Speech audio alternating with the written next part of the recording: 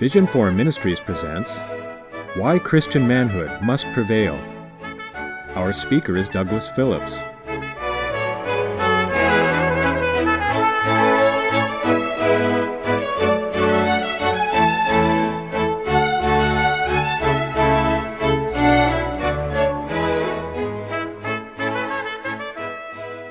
I'm asking Joshua to read a little section, just a page from our book, The Sinking of the Titanic. And the title of this section is called The Coward. Now, this is really a remarkable little note in a book which is all about heroic men. Because this little comment gives us an insight into one individual, only one of which we know of, who demonstrated cowardice on that particular night. And I want you to hear the words that are used to describe this individual and how completely reprehensible his actions were considered at the time. Justice, I'm going to give this to you. Somewhere in the shadow of the appalling Titanic disaster slinks, still living by the inexplicable grace of God, a cur in human shape, today the most despicable human being in all the world. In that grim midnight hour already great in history, he found himself hemmed in by the band of heroes whose watchword and countersign rang out across the deep, women and children first. What did he do? He scuttled to the stateroom deck, put on a woman's skirt, a woman's hat, and a woman's veil, and picking his crafty way back among the brave and chivalric men who guarded the rail of the doomed ship, he filched a seat on one of the lifeboats and saved his skin. His name is on that list of branded rescued men who were neither picked up from the sea when the ship went down, nor were in the boats under orders to get them safely away. His identity is not yet known, though it will be in good time. So foul an act as that will out like a murder. The eyes of strong men who have read this crowded record of golden deeds, who have read and reread that deathless roll of honor of the dead, are still wet with the tears of pity and of pride. This man still lives. Surely he was born and saved to set for men a new standard by which to measure infancy and shame. It is well that there was sufficient heroism on board the Titanic to neutralize the horrors of the cowardice. When the first order was given for the men to stand back, there were a dozen or more who pushed forward and said that men would be needed to row the lifeboats and that they would volunteer for work. Not too long ago, there was a survey done of high school students in America, and the question was asked of the young men, if you were given an opportunity to give up your seat in a lifeboat and possibly die, would you do it for your fellow female classmates? And those that were doing the poll reported that the typical response was met with laughter, disgust, and all sorts of exasperated responses. And the sum of the matter was the young boys of America's government school system thought it utterly incomprehensible that a man would give up his seat in a lifeboat for women and children. And yet you've just heard the account from 1912 of this one author's rendition of this one man who refused to play the part of a man, and he's described as a cur, a blight on humanity. What do we think of manhood today? Tonight my message is entitled, Why Christian Manhood Must Prevail. How American manhood and womanhood has suffered in the 96 years since the Titanic men declared they would place women and children first. And let me just begin by taking you back for just a moment to the night that my son has reminded you of. And I want to place you on the deck of the Titanic. It is now 11:30 at night, and the word has finally reached the crew that Titanic is sinking. As we approach the midnight hour, most people have left their cabins and are assembling on deck, and the leadership of the RMS Titanic is now bringing people to the lifeboats. They are segregating the men from the women, and the men are bidding farewell. By 1 o'clock, most of the lifeboats would be down and dispersed. By 2 o'clock, Titanic will be underneath the water. And in the span of just 2.5 hours, the fates of some of the leaders of Western civilization, the wealthiest financiers, the actors of the day, writers, and others, their fates would be sealed. And we would find a remarkable conclusion, that only one woman died for every 10 men. And what constituted a man was something also very singular by modern standards. On board the deck of the Titanic that day were young men, aged 13 and 14, and they stood on the decks, including a group of 16-year-old boys who actually were cabin boys working on the Titanic, about 60 of them. All of those 16-year-old boys stepped aside. None of them got aboard the lifeboats. Every one of them died that night. There was a debate that took place on one part of the Titanic as to what in fact constituted a man and a child. And it was concluded that about the age of 13 or 14, that would be the delineation mark. And if you were less than that, if you were 13 or 14, at that age, you had to play the part of a man. That meant you went down with the ship. If you were younger than that, you could be saved. But young men were expected to act the part of men and possibly even to die like men. Now imagine standing on the boat and saying goodbye to your wife and realizing, likely, you would never ever see her again. You knew you were in the North Atlantic ice fields. You knew the water was freezing. You could see the icebergs going by in the water. The water was peppered with ice. One of the problems on this particular night, because of the moon, because of the incredible stillness of the water, because of the particular reflection of the moonlight, was a phenomenon known as the blue berg, an unusual scientific phenomenon where that iceberg, which normally would have been more noticeable as they came toward it, was a little bit less, and in fact, only a small portion of the iceberg was actually above the water. Underneath the water was a gigantic mountain of ice, and it was into that the Titanic would collide. The story of all the different factors that came together to make Titanic the tragedy that it was would fill the course of the entire evening. And I'll just give you bits and pieces as we go along.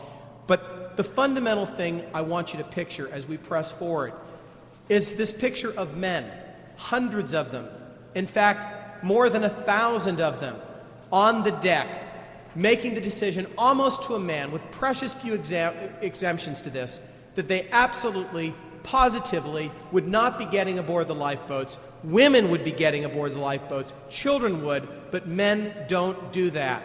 I want you to picture, if you would, the wealthiest man in the world giving up his seat for a third-class washerwoman, which is exactly what happened with John Jacob Astor. His body would be found floating in the North Atlantic ice fields, frozen, wearing his tuxedo, with his pocket watch there, his ring identifying him.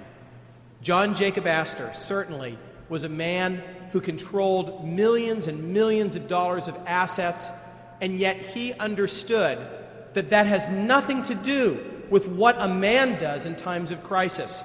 You may be the wealthiest man in the world, but it is your duty to die if a single woman's life is on the line. This is the chivalric ethic of the past. This is Christendom past. This is the pre-modern world and the ethics which guided it. This boat has been the focus of no small amount of attention for our little ministry located in San Antonio, Texas. And there's a reason why, for those of us that work at the Vision Forum, we love this story which is filled with tragedy and heartache, pathos. And part of the reason is that we believe the battle of our day is for the biblical family. And we think that this battle represents fundamentally competing worldviews. On the one hand is the biblical ethic of Christendom, with the doctrine of manhood and womanhood, with the hierarchy which God has established in the home, men leading, men governing with love, women submitting to their husbands as unto the Lord, men sacrificing on behalf of their wives and of their children. And on the other hand is social Darwinism, evolutionism, humanism, feminism, and all the isms which infected the 19th century and helped to create the horror which was 20th century man. Between these two worldviews is a vast chasm, and they can never be reconciled one with another. And yet, for many, many Christians, conservatives, Americans of all different stripes and backgrounds, there is very little distinction between the worldview of the past or the worldview of the present in their mind, because they're not even aware of the existence of such. They have become an amalgam of philosophies, which is the confusion, the ethical confusion of now 21st century man, and we fight against that. And so we gather here, as we'll gather 1,000 yards from where we stand in just a short time from now, and we gather under the moon to remember and to declare and to proclaim and to remind our children. I'm going to take you tonight on a journey. The journey isn't as long a journey as I wish I could take you on. Perhaps on another evening we'll journey over 1,000 years of Western civilization. But tonight we take a shorter journey. And the journey is through the history of the United States of America over the last 96 years. And we'll simply look at little insights here and insights there into the tremendous transformation of American manhood and womanhood from this night 96 years ago to this moment in the year 2008. And I have a thesis for you today. My thesis is this, that Christian manhood is largely defined in terms of duties. And these duties are first to God and second to women and children. And this is ultimately the essence of manhood. Our duties to God first, and our duties to women and children second. And that when we attack or undermine either of these basic duties, we annihilate Christian manhood. It ceases to exist. Secondly, I will affirm for you tonight that the doctrine of women and children first is a defining characteristic of Western Christian civilization. It is not merely a good idea. It is not merely a nicety of the past. It isn't something that emerges from a Sir Walter Scott novel about Ivanhoe. The doctrine of women and children first is, in fact, a defining characteristic of Christian civilization because it goes to the very heart of the law order, one which is in a state of antithesis with evolutionary law, one which says the strong die for the weak. It is counterintuitive, it is counter-evolutionary, and yet it is fundamentally biblical in its aspect. Third, I'd like to submit to you tonight that when this principle is abandoned, Western civilization is abandoned. And to the extent that we have abandoned the doctrine of women and children first, we have forsaken our historic roots, we have forsaken our theological foundation, and we cease to have a unique identity as a Christian civilization. And this is the world that you and I have inherited. But the question which is before us is what we will do with this, where we will go with this, what our passions will be, and what our principles will be that we give to our children that come after us. And so I will conclude by saying that those who preserve, protect, and promote this principle can become what the Bible calls the repairers of the breach.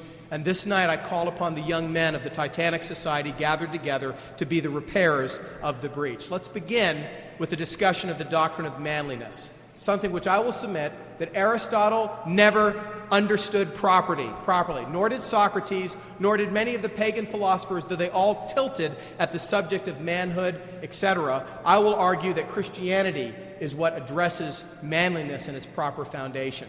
And let's consider that when you think of manliness and manhood, we think of issues like duty as a guiding light. We think of concepts like self-sacrifice for the weak. We think of the importance of principled action. We recognize that Christian manliness is based on faith which will overcome fear, not just a desire for the acclaim or the praise of man, but a faith in the sovereignty of God, His providential direction, His control over our lives, which helps us to overcome fear. And finally, honorable conduct regardless of circumstance.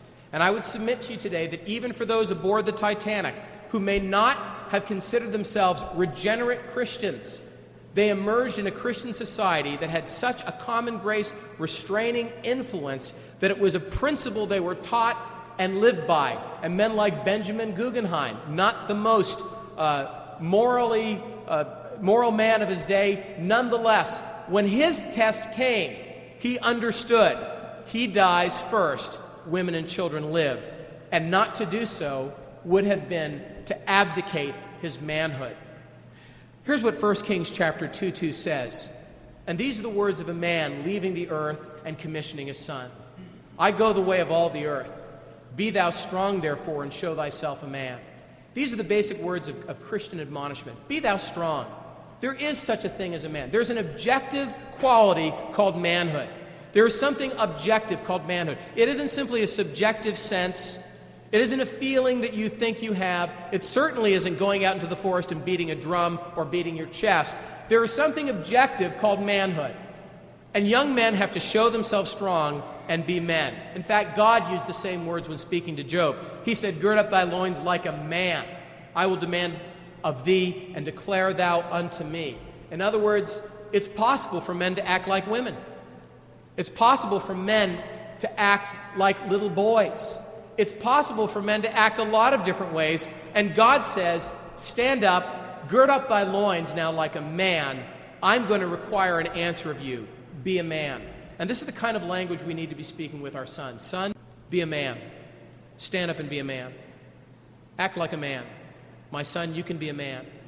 Gird up your loins, my son. God has a calling in your life. It's time to be a man.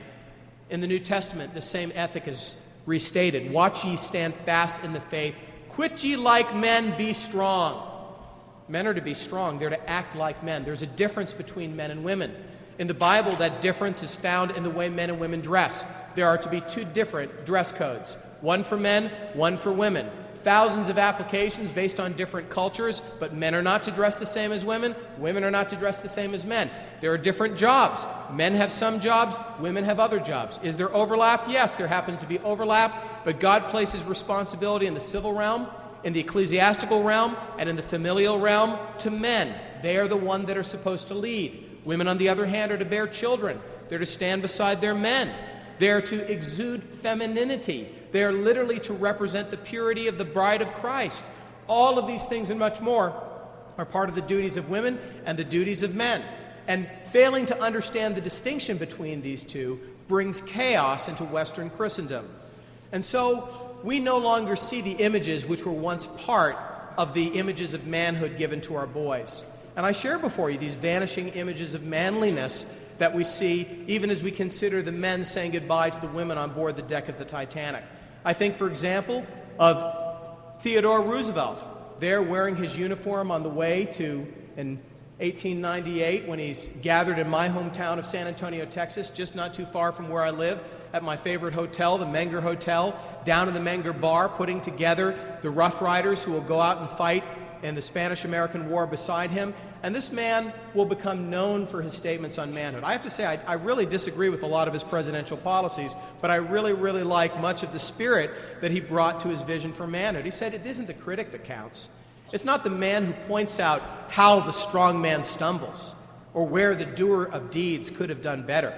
The credit belonged to the man who's actually in the arena, whose face is marred by dust and sweat and blood, who strives valiantly, who errs and comes up short again and again, because there is no effort without error or shortcoming. But who knows the great enthusiasms, the great devotions, who spends himself for a worthy cause, who at the best knows in the end the triumph of high achievement, and who at the worst, if he fails, at least he fails while daring greatly, so that his place shall never be with those cold and timid souls who knew neither victory nor defeat. This is a call to manhood. Get into the arena, fight. Quit being an armchair critic. Be a man. Quit ye like a man. Show thyself like a man. Gird up thy loins like a man. Be a man, Teddy Roosevelt says 2 years before the Titanic sinks. And in his message to boys and his call for a strenuous life, he says, a life of slothful ease, a life of peace which springs merely from lack either of desire or of power to strive after great things, is as little worthy of a nation as of an individual. I ask only what every self-respecting American demands from himself and from his sons shall be demanded of the American nation as a whole. Who among you would teach your boys that ease, that peace is to be the first consideration in their eyes, to be the ultimate goal after which they strive? And yet, fellows, ask yourself the question, what defines the boys of our generation, if not sloth, if not love of entertainment, if not lack of discipline and self-control? In other words, modern boys are trained that effeminacy is a virtue. And this is a problem. This is a gigantic problem.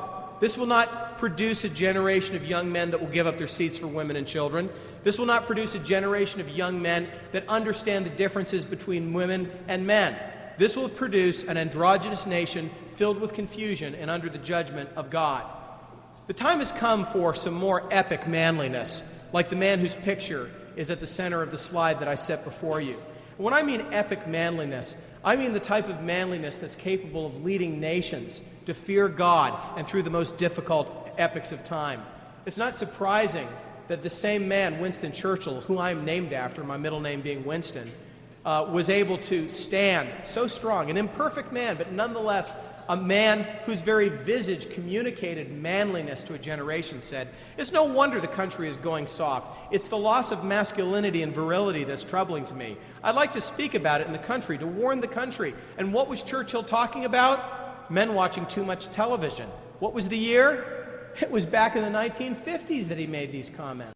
In other words, even back then he saw manhood being stripped by men who were essentially mortgaging their lives in front of the little black box of death, where they would sit night after night instead of being engaged in the actual battle.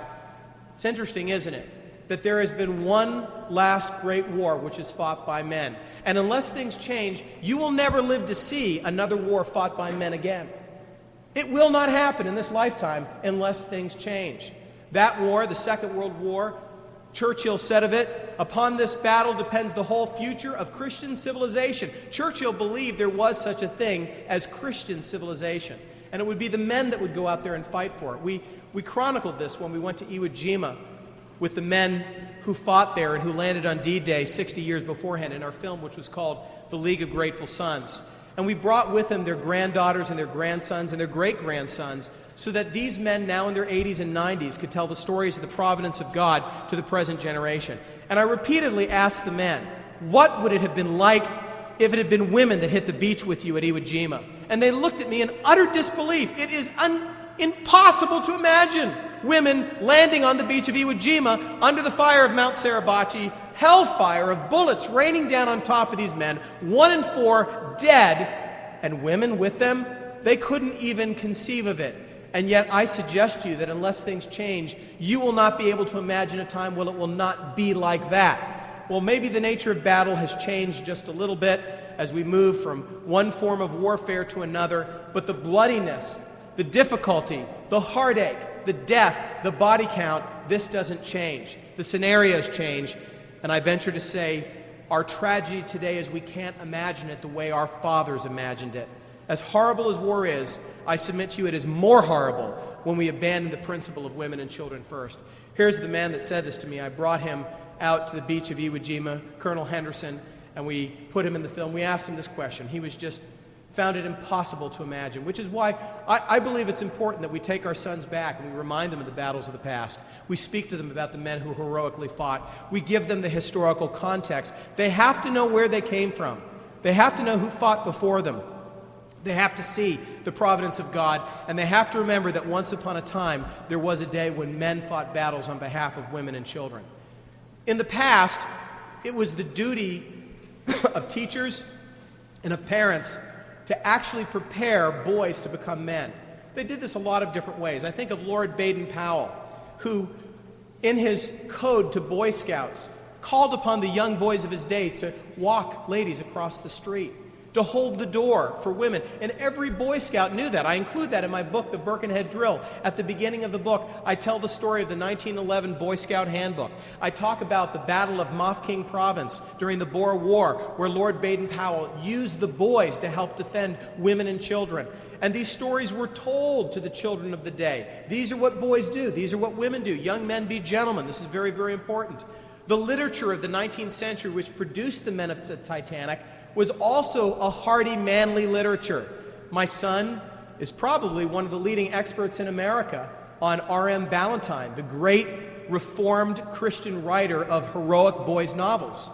By the way, we're about to come out with 10 new volumes of R.M. Ballantyne. You simply must get them for your boys and read them to your boys, because they are Christian novels about heroic boys that tell the story of the world. They're phenomenal, and they're the kind of things we don't read anymore. R.M. Ballantyne explained his ethic and his worldview when he said this: boys should be inured from childhood to trifling risk and slight dangers of every possible description, such as tumbling into ponds and off of trees, etc., in order to strengthen their nervous system. In other words, they need to be doing these things. They ought to practice leaping off heights into deep water. They ought never to hesitate to cross a stream over a narrow, unsafe plank for fear of a ducking. They ought never to climb a tree, to pull off a fruit merely because there's the possibility of falling and breaking their necks. I firmly believe, hey, there are no moms in this room to object. I firmly believe that boys are intended to encounter all kinds of risks in order to prepare them to meet and grapple with risks and dangers incident to man's career with cool, cautious self-possession. Thank you very much, Mr. Ballantyne. And why don't we hear these sorts of things anymore? We don't hear this because we live in the most litigious society in the world. Once you buy a hammer and hit your thumb, you're going to go to jail. Let alone have your boys actually practice like boys, skinning deers, climbing mountains, shooting animals, eating the animals that they kill. These are the sort of things that boys did in the past, and it's the sort of thing that we need to teach our boys to do now if we're going to raise hardy boys for the future. We can laugh about these things, but I'm deadly serious. It's important. It's part of the process of raising boys to be men. Recently, I did a recording with my good friend Jeff Botkin on the history of Western theater in America. We did a tape series called Can the Western Be Saved from the Hollywood Marxist? As we were surveying over 100 years of Western cinema and noting the incredible radical transformation of the approach to the Western, which is really the quintessentially American genre, film genre, we looked at this and we were struck as we went back to some of the old, sort of children's cowboy Westerns, and we saw things like Gene Autry's Cowboy Code that all the little boys of his generation read. Number one, cowboys must never shoot first, hit a smaller man, or take unfair advantage. A cowboy must never go back on his word or a trust confided in him. A cowboy must always tell the truth. Cowboys must be gentle with children, the elderly, and animals. Cowboys must not advocate or possess racially or religiously intolerant ideas. Cowboys must help people in distress. Cowboys must be good workers. Cowboys must keep himself clean in thought, speech, action, personal habit. Cowboys must respect women, parents, and his national laws, and the cowboy is a patriot. These are the sort of things we were giving to boys, not rap music artists, not pornographic videos, not wild death games to consume the minds of our boys. But boys, you want to be a cowboy. Here's what it means to be a cowboy. Cowboys are clean. Cowboys take care of women. Cowboys are kind. Cowboys tell the truth. This is what they do, boys. Well, we can laugh at some of these images, but it represents the old order before it slipped away. It's an order that is worthy of revival. In fact, it's worthy of building on and taking it to levels that we never even found before. And the great tradition of the nobility of femininity is something that really speaks tremendously to America's past. I think, for example, of Alexis de Tocqueville. When he came over and wrote the book Democracy in America, he noted that the key to America's success was that we had feminine, submissive women who were keepers at home. People do not quote this. When you go to colleges and they teach you Democracy in America, they skip this chapter. They don't want to talk about this chapter. But here's what de Tocqueville said. He said there are people in Europe who, confounding together the different characteristics of the sexes, would make man and women into being not only equal but alike. Does that sound familiar? They would give to both the same functions, impose on both the same duties, and grant to both the same rights. They would mix them in all things, their occupations, their pleasure, their businesses. It may be readily conceived that by thus attempting to make one sex equal to the other, both are degraded, and from so preposterous a medley of the works of nature, nothing could ever result but weak men and disorderly women. What a prophecy! What a prophecy! He goes on to say, the strength of America is attributed to her women, who were comfortable being at home and yet were noble, intelligent, hardworking, and not ashamed to serve underneath the men that would lead their households. What a different world this was. And de Tocqueville was very prescient in his understanding of the circumstances of the time. But if you really want a noodle cooker, I'll read you this quote. And this is, to read this quote in public today is to invite an onslaught of violent criticism. And yet what I'm about to read to you was the majority opinion of the United States Supreme Court in 1872. On that occasion, in Bradwell versus Illinois, the U.S. Supreme Court quoted the book of Genesis, quoted the Bible, invoked the Scripture, and by implication quoted Titus chapter 2 of the New Testament to declare that women should not be attorneys. You may not like this fact. You may be upset with their conclusion. But may I suggest to you that the fact that they reached this conclusion the way they did is simply stunning. Here's what they said. It is true that many women are unmarried and not affected by any of the duties, complications, and incapacities arising out of the married state. But these are exceptions to the general rule. The paramount destiny and mission of women are to fulfill the noble and benign offices of wife and mother. This is the law of the Creator, and the rules of the civil society must be adapted to the general constitution of things and cannot be based on exceptional cases.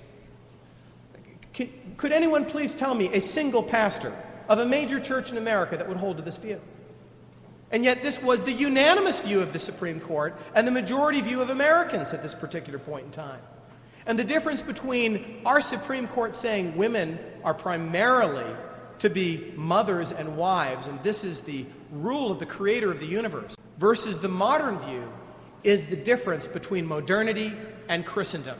Quibble if you like, but the fact of the matter is, it was the presupposition that women and children and home are concepts that should not be broken apart, and that men and leadership and warfare are also concepts which cannot be broken apart. And yet we see the rise of feminism and the death of women and children first, with death, mutilation, rape, androgyny as the fruit of America's romance with feminism. In fact, if we were to go back to the year 1912, we can begin to see the transformations taking place on this occasion. Before 1912, frustration with and hatred for weak men became the basis for the rising feminist movement, which was part of the 19th century. It's not accidental. It is providential, in my opinion, that on May 5th, 1912, in New York City, just less than 4 blocks apart from each other, 2 marches were taking place on the same hour of the same day. On the one block, John Jacob Astor was being laid to rest, and his funeral procession went by. And the newspaper reports and the discussion of the time was the wealthiest man in the world dies for women and children. This is the essence of Christianity.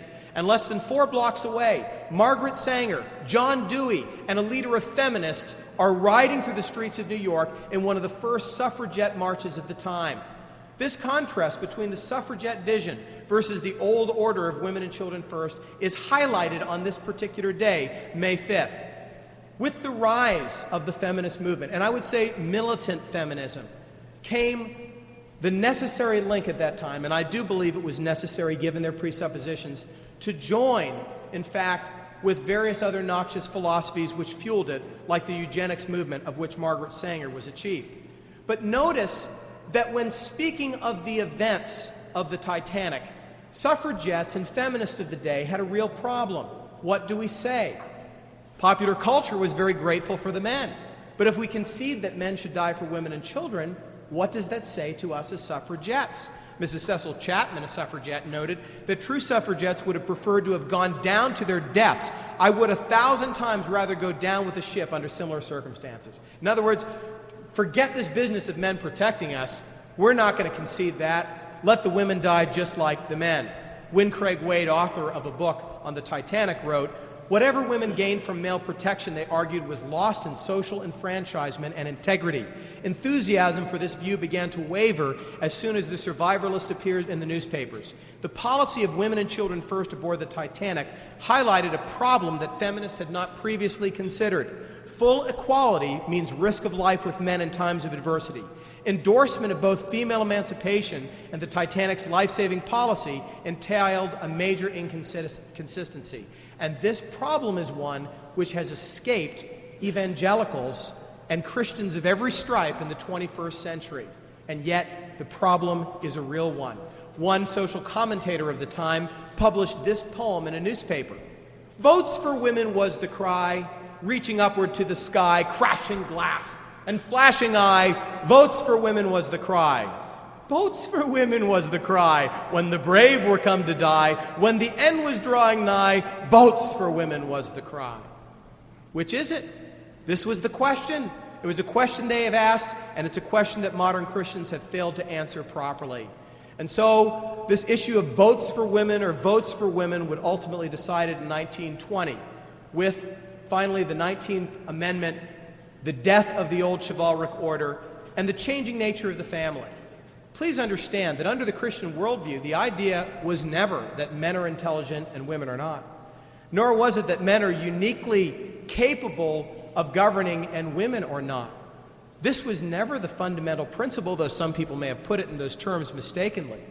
The root principle was that God had established a hierarchy, a law order, which was reflective of his very character and his very nature.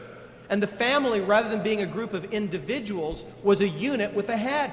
And thus you don't break down the family when you go to the polls into 5 different family units. You have one family unit with one head who speaks for the family. For the suffragettes, they hated this concept. The idea that the family was a unity is fundamentally at odds with the feminist worldview that everybody's an individual and the family is secondary to the individual. And thus we see the great contrast between the old order and the new order.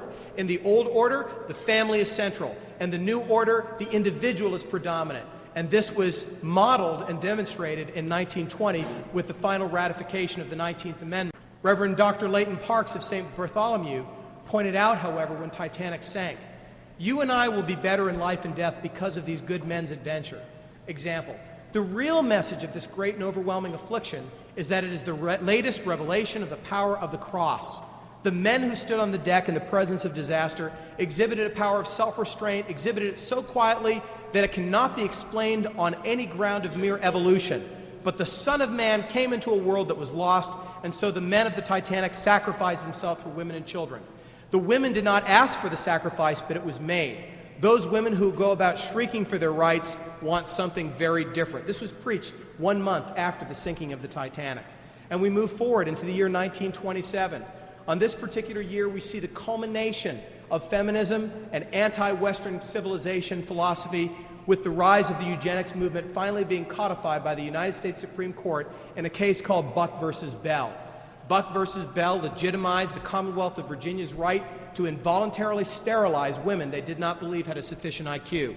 And until recently, there were still women in the state of Virginia who were part of the individuals taken against their will and sterilized by the government because they did not fit into the eugenic philosophy of Margaret Sanger and the early feminist view of population control. Margaret Sanger, founder of Planned Parenthood, said this: "The most merciful thing that a family does to one of its infant members is to kill it." She hated Christian civilization, she hated life, and arguably she is responsible for more deaths than any woman in the history of the world. And yet, this is where we get our feminist movement. This is where we get women in the military. This is where we get many of the things which are the problems of 21st century man. And we move forward and we see that the seeds planted finally take root even in the last war fought by men.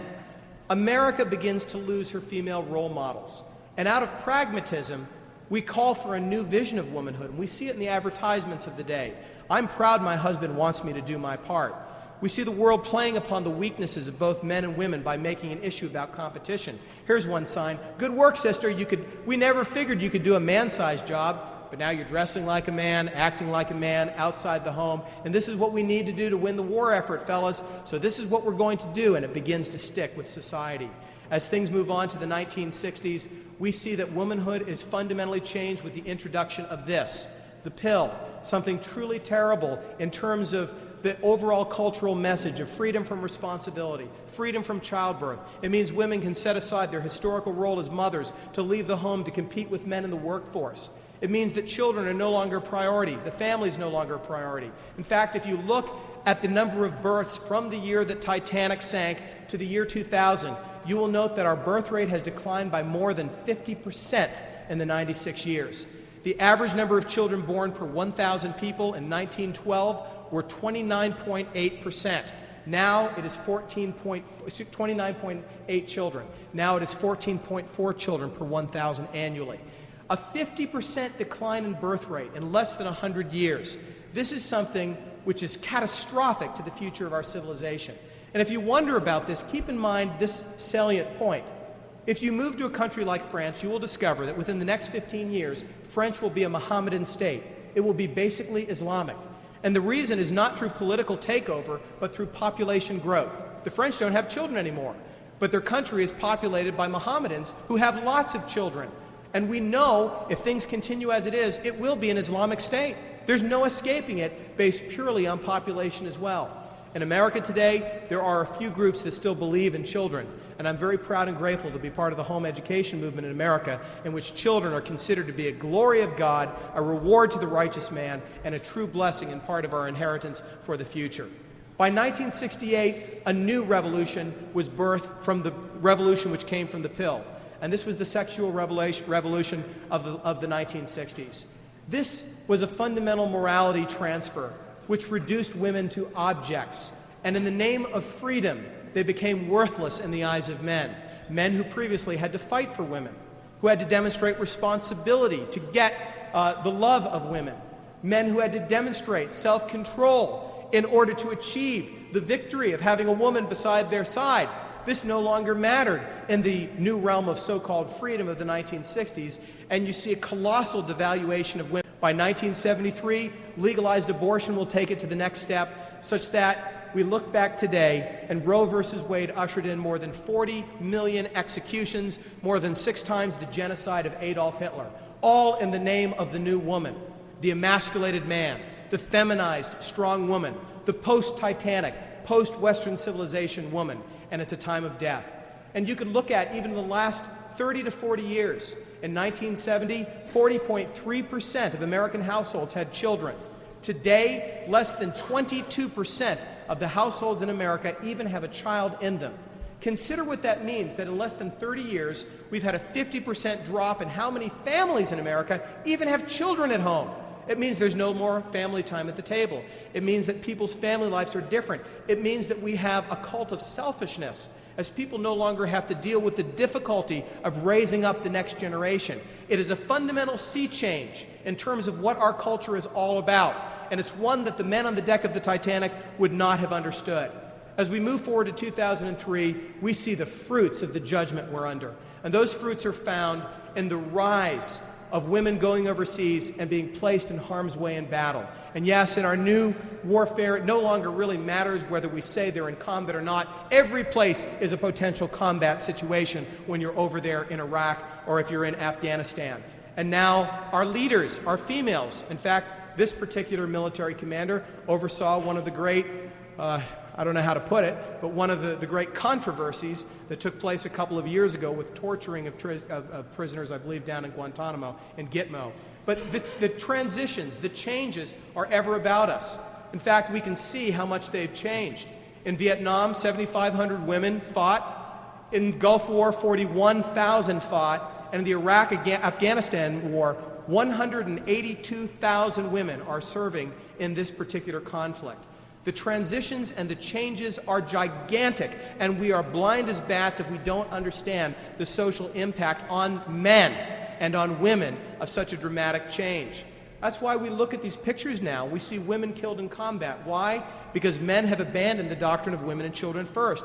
Women and children first makes no sense whatsoever if we're sending women to die in combat. Why talk about women and children first if we believe our daughters should be carrying weapons and cannon fodder overseas in our international conflicts?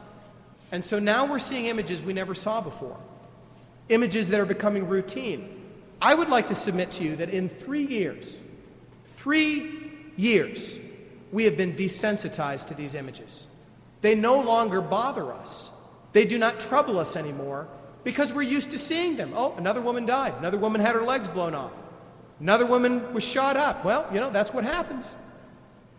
Whereas men in the past would have gasped. They would have grieved. It would have been unconscionable. It would have been unthinkable. Oh, yes, sure, there's always people that die from unusual circumstances. We understand that. But the idea that we would put them in harm's way where they would be raped, blown to pieces, attacked, captured, this is simply a new phenomenon in Western civilization. And thus we see these images. Women without legs, women without arms, women missing body parts, women with prosthetics. And it is now the unpardonable sin to even question the legitimacy of women in the military. It is completely and totally unacceptable. And yet, I'm telling you that has only been true in the last decade or 2 decades of the last 2,000 years of Western civilization. And what about our daughters? Archibald Gracie, one of the great heroes of the Titanic, talks about the status of protected and unprotected women. What did that mean? When he was speaking of protected women, he was talking about women that had men as a covering over him. In fact, Archie Gracie, who would be the last man off the Titanic, who would ultimately climb aboard a little boat called Collapsible B, miraculously survived the night, even though he was the last guy on the deck of the Titanic as it submerged. Archie Gracie would miraculously survive. He wrote a book previous to the Titanic called The Truth About Chickamauga, defending his father, who was a Confederate officer in the Battle of Chickamauga. And Archie Gracie was a real gentleman, first-class passenger. He came here to Washington, D.C. In fact, he came about 2 miles, maybe less than that, maybe 1 mile as the crow flies from where we stand right now. And he stood at the University Club, where my father has taken me in the past. And Archie Gracie, standing at the University Club, told the story of the Titanic. And he wrote it down. In fact, he would die a couple months later because of injuries sustained in the cold water. He lived until December 4th, 1912. And before he died, he wrote a book called The Sinking of the Titanic. And one of his stories is protected women versus unprotected women. He personally took these women that did not have men around them, and he stood as a protection over them, making sure that they were placed into the lifeboats. Because under the ancient order of Christendom, women are never just by themselves in circumstances traveling. They needed to have a male escort. They needed someone to protect them, because it's the duty of men to protect women. What seems quaint today was considered an essential element of polite society and of Christian society. In a recent book entitled Dorm Brothel, The New Debauchery in the Colleges That Let It Happen, one author writes, "In most American co-ed college dorms, the flesh of our daughter is being served up daily like snack jerky. No longer need young men be wolves or foxes to consume that flesh. There are no fences to jump or chicken coops to break into. The gates are wide open and no guard dogs have been posted. It's easy come and easy go, nor are our daughters the only one getting hurt. The carnival that is college life today is also doing great damage to our sons' character, deforming their attitudes towards the opposite sex. I'm witnessing a perceptible dissipation in manly virtue in the young men that I teach." This is a college professor. "Nevertheless, my more compelling concern about the state of affairs is for young women, our daughters. Since my student years, colleges have abandoned all the arrangements that society had once put in place to protect the weaker sex, so they could say no and have a place to retreat if young men pressed them so far. Yet based on my own conversations and observations, there is no doubt that young women today are far more vulnerable. Abuse and mistreatment by young men than when I was a college student, simply because the institutional arrangements that protected young men are gone, and the new climate says everything goes. In the new culture that our colleges incubate and maintain, everyone is a guy. Everyone is familiar. Young men and women who have never seen anyone of the opposite sex, etc. Everyone is available to everyone else, and it would be unsociable not to continue. This is the grisly underbelly of the modern American college, the deep, dark, hidden secret that many parents suspect is there but would rather not face. The long-term damage to our children is difficult to measure, but it is too obvious to deny. I remember once hearing that British lost the empire when they started sending their children away to boarding schools." Friends, that's hard stuff to read, and it's hard stuff to hear. But the point that this professor is making is that universities today are incubating the breakdown of the doctrine of women and children first. It no longer exists. And colleges have become feeding grounds for the very, very worst things. You may not like what I've just read to you, but can you deny its truth? Can you deny that this is really what is happening on most university campuses? Is the connection between the loss of the doctrine of women and children first and the debauchery of the modern generation not absolutely clear to us? I believe it should be, which brings us to the year 2008. And in the year 2008, America is about to leave an ancient order which we were part. For the first time in the history of our country, America is considering a female as chief executive. My guess is you're probably not going to sit in any sermon or hear any speech this year in which anybody questions the validity of a female chief executive. So I'll be the one person. I'm questioning the validity of it. I'm going to do that for you. I'm going to take that responsibility. I'm going to be the guy that does that. You can dislike me or dislike what I say. All I want to say is I've got 2,000 years of Western tradition on my side. I've got biblical doctrine on my side. I've got the plain, clear teaching of Scripture on my side. So it may be unpopular, and you may not like it. It may make you very, very uncomfortable, but history, Scripture, tradition are clearly on the side that I'm articulating to you today. And I challenge anybody to question that fact. I challenge anybody to present any substantial data that says I'm mistaken about that. I'll happily hear what you have to say. And yet, consider, I'm not here today to debate the merits except to ask this basic question. What if our First Lady is a man? That's my question tonight. What if our First Lady is a man? Because if Mrs. Clinton becomes President of the United States, for the first time in our history, our First Lady will be a man. Now, friends, do you realize that America is the only Western country left not to have had a female as a chief executive? We're the only one. We are the last one. Do you understand what that means? In the history of the West, we are the last man standing. We're the last one. You can go through all the different nations and you will find, every one of them, I did a survey of all of them. All the major Western civilizations have had a female chief executive. The Bible says, O my people, they which lead thee cause thee to err. Children are your oppressors, and women rule over you. Isaiah 3, speaking of a nation in judgment. Men should be leaders. And what does it say? Well, what would it be like, by the way, if Bill Clinton is America's first male First Lady? As First Lady of the White House, Bill Clinton would, by congressional statute, have his own office called the Office of the First Lady, with a staff of no less than 20 people. He would be America's most prominent hostess, because it's the duty of the First Lady to serve as the Office of White House hostess. In fact, as First Lady, by congressional order, Bill Clinton could assume the traditional role of overseeing the flower arrangements for the White House. By act of Congress, he would have under his supervision a chief floral director. In fact, while his wife met with Joint Chiefs and conducted international warfare, Bill would oversee the chef staff, the selection of china and cutlery for teas in the Rose Garden. And millions of men will be watching, learning, and taking their cues from America's top husband. But what does this mean? What is the message to America's men?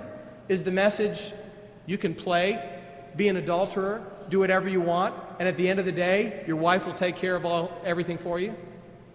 Is the message to the American men, it's a good thing to let women bring in the bacon?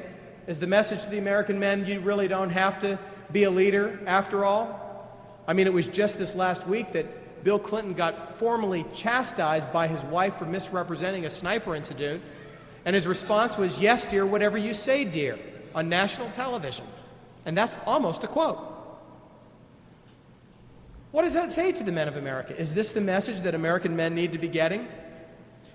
The problem of manliness and social Darwinism, the problem of feminism, all of these changes that are taking place bring us back to the law of the sea. We call it the law of the sea because that's what Second Officer Charlie Lightoller called it when he stood before the U.S. Senate congressional hearing on the sinking of the RMS Titanic. The acknowledgement of the law of the sea is the grandest exhibition that exists in the working of the code which protects the weaker element in the face of certain death. Without taking note of their worthiness or fitness, and the most striking illustration of modern thought is compared with the ancient idea of save himself who can. The law of the sea is chiseled on the tablets of time, and it cannot be changed. One, its endurance depends to great extent the continuance of genuine manliness, the perpetuation of pure courage, the inspiration for unselfishness. It effaces all values that are outside the man and his character and makes for brotherhood far more than all the sermons that can be preached. This was the doctrine that saved the women on that particular day. And this doctrine was exampled more than 50 years before the RMS Titanic on the deck of this ship, the HMS troop ship Birkenhead. When it was sailing in the 1850s for Cape Horn in South Africa, it found itself faltering on a ledge approximately the same time of night as the RMS Titanic would. On board were the 72nd Highlanders, men of tremendous Scottish tradition and heritage, as well as their wives, their children, and horses. Unlike the Titanic, which had 2.5 hours to sink, the Birkenhead went down in 20 minutes. The captain called the men on board the deck. He placed all the women and children aboard the lifeboats and set them adrift, not one man aboard them. He turned to the men and he said, in essence, fellas, here's the deal. We're going to go down and we're going down fast. I'm giving you a formal command as Christian men that you may not swim to those lifeboats. Because if you do, you will capsize them because there isn't enough space on them. And better for all of us to die than for one child or woman to lose their life. You may try to swim to the shore, but if not, be prepared to die like Christian men. And this is exactly what happened. Rudyard Kipling, in speaking of this, said, "So they stood and was still to the Birkenhead drill, soldier and sailor too." This story was told by the King of Prussia to his troops every year to remind them what it meant to be a man. Queen Victoria knew the story, and it was very precious and dear to her, but the story didn't end there. Because when those men went down into the water, they were to discover the reality of the circumstance, which was this. There, around the boats, in the water outside the Birkenhead, were, what we're told, hundreds of man-eating sharks. These sharks consumed man after man. Hundreds of men died either by drowning or were eaten alive. And remarkably, just yards away, their wives and children listened to the screams of the fathers as they were being chewed to bits by these giant flesh-eating sharks. A few men made it to shore, like Color Sergeant John O'Neill, who said, "Now small matters like these are seeds of discipline, which is a plant of small growth but bears fruit in due season. And as I am on the subject of discipline, I might be allowed to say a word or two about the memorable disaster, the wreck of the Birkenhead. My share in that is soon told. Simple obedience to orders. Standing on deck slowly but surely sinking, whilst the women and children got to safety away in the boats. Then by God's providence and a long and perilous swim, amidst sharks and breakers and seaweed, I managed to scramble ashore." 50 years later, he told the story. Just a few of the men survived, but the lessons of the Birkenhead became a maxim and a motto written in the copybooks of the children of the 19th century, such that when the time for the Titanic came, the story of the Birkenhead was so well known that the individuals on the Titanic referenced the Birkenhead as Titanic was sinking. The message, women and children first. But this message was not true on another vessel, which sunk the same year that Teddy Roosevelt raised his Rough Riders at the Menger Hotel, 1898. This ship was called La Bourgogne. And when La Bourgogne sank, something else happened altogether. The sailors aboard and the men aboard threw the children into the water, picked up oars, beat women over the head. The men survived, and the women and children were brutally killed or they drowned. And the world reacted to the Bourgogne in utter disbelief. The Lutheran Herald wrote, "Those men of the Bourgogne who cut lifelines to which women were clinging were products of another civilization than that which produced the heroes of the Titanic. They were products of a civilization that knows no Bible." And the recommendation of individuals was, this is the fruit of the French Revolution.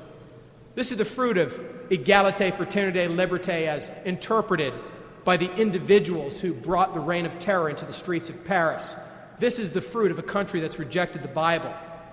Which brings us back to the deck of the Titanic and the davits and the lifeboats and Captain Smith calling the lifeboats back which were not completely filled.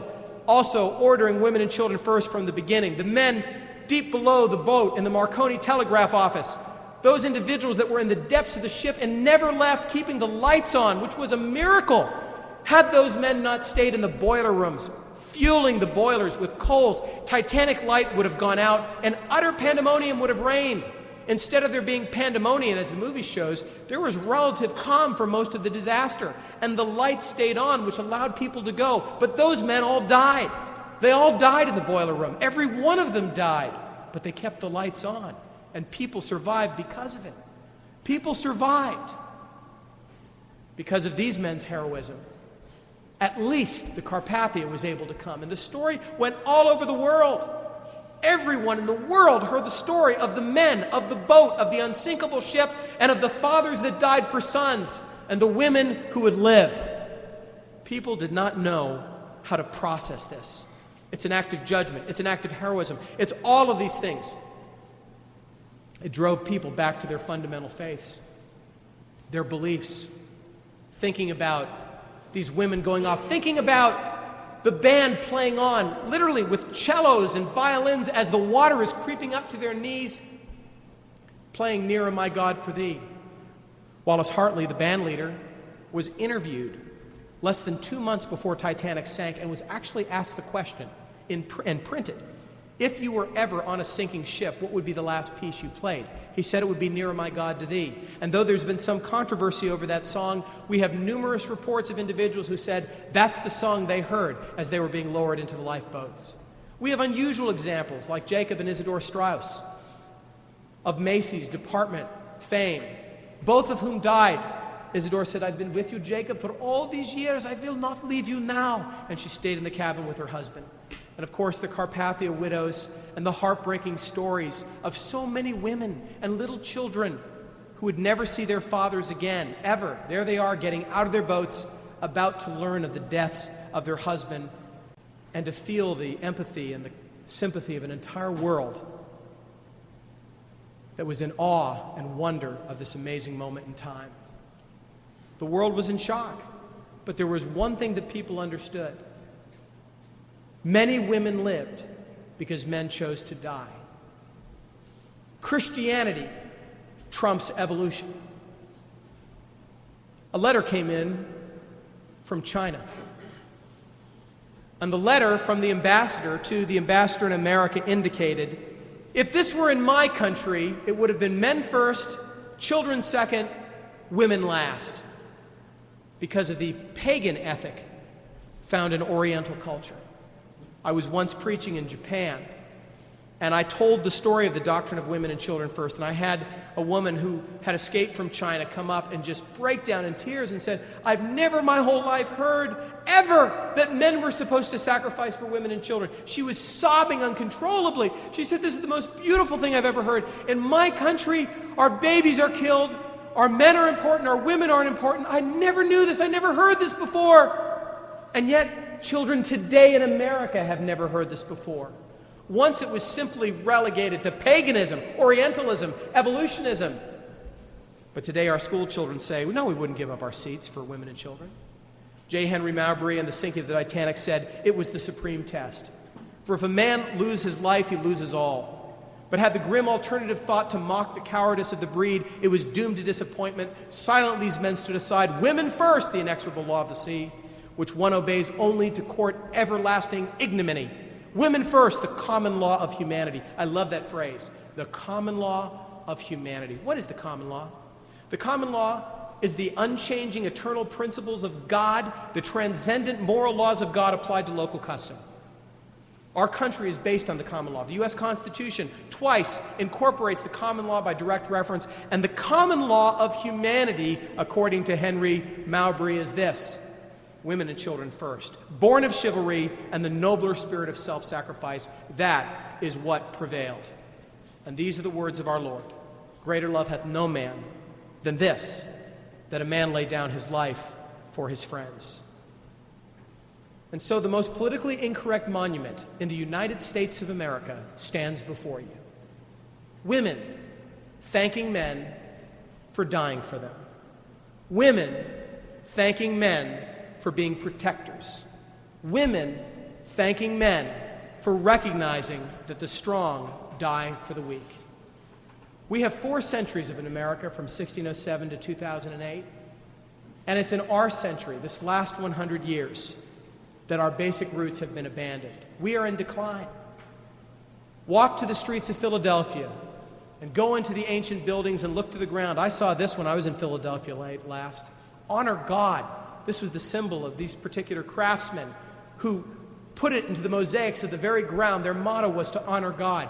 And may I remind you, in case any of us have forgotten this important fact, that the doctrine of women and children first is not merely found in the Bible or in the ancient writings of Christian civilization. It is within the charter documents of America. Do you remember why our country was founded? Do you understand the arguments that Thomas Jefferson and others placed in the Declaration of Independence, which is essentially incorporated into the U.S. Constitution? Do you remember? May I remind you of what these words were? Here is why we fought our War of American Independence. Quoth the Declaration. He has excited domestic insurrections amongst us. He has endeavored to bring on the inhabitants of our frontiers, the merciless Indian savage, whose known rule of warfare is an undistinguished destruction of all ages, sexes, and condition. In other words, the king is waging war on women and children. Therefore, we must be a free and independent people, for this is intolerable. It's unacceptable. And so I ask you, how will we disciple our sons to be the true heirs of Christendom? How do we do this? And I submit to you today that we must be about the business of reviving these doctrines and raising up a new breed of men. The unspeakable disaster in the Baptist Courier of April 25th, 1912, the following quote was given to us. To us, the disaster is a judgment of God, not a judgment on those who suffered and perished. There were but the sacrifice that was offered for the world. It takes such calamity as that to shake men into the realization that human life is most precious of all possessions. amid that no care and no cost is too great that seeks to protect it. All ships will now have lifeboats, and perhaps 1,000 dangerous places on land and sea will be guarded. We believe also that the faith of men in the God of the Bible will be somewhat revived by this event. As no other happening of modern times, it recalls those great events which in the Bible are called judgments of God. It sets man's confidence at naught. It came at midnight. When it came, men were eating, chatting, sleeping, playing cards. Even when the great ship had been torn apart, not a man dreamed that anything much had happened. The game of cards was renewed. Young fellows picked up pieces of ice that were thrown over the deck and proposed to keep them as mementos. And thus it was. The minute touches of great Scripture passages seem to have been reproduced. Surely all men will read with a renewed face Christ's eternal warning, "Be ye also ready." And I submit to you, be ye also ready. The moment is coming. The hour draws near when our faith and our belief and our mettle again will be tested. Our nation is in judgment as we send our women to war, as we change the nature of our executive system from a manly one to a feminine one, as our men abandon their homes and their households, as we live in a generation of fatherless families, as the number of families that even have children continues to sink lower and lower and lower. And yet, the message of the Bible is this, that where evil persists, the grace of God is all the stronger. And may it be that a small remnant willing to do what's right and train our sons to do the right thing will be an instrument of blessing on our perverse and wicked generation. May it be that the sons of this generation recognize their importance to reclaim the faiths of their fathers, the faith of the fathers that came before us, notable among which was the idea that men sacrifice for women and children. Watch ye stand fast in the faith. Quit ye like men. Be strong. And to do this, remember the days of old, 1912. Consider the years of many generations, the fathers that led up to the Titanic. Ask your fathers, the dead who left testimonies behind us, and he will show you the elders, and they will tell you. And there she is as our reminder. For these little icebergs become gigantic disasters unless we're willing to take the necessary action. And tonight, to the men of Titanic, we say huzzah. Huzzah for Archibald Gracie. Huzzah for Benjamin Guggenheim. Huzzah for John Jacob Astor. Huzzah for Phillips in the Marconi telegraph room. Huzzah for the boiler room men. Huzzah for the men who played on through the night, giving comfort to those who were frightened to death. Huzzah to First Officer Murdoch. Huzzah to Captain E.J. Smith. Huzzah to all the men who are willing to be men. And may their generation rise again, and even more so as we press forward into the future. Amen.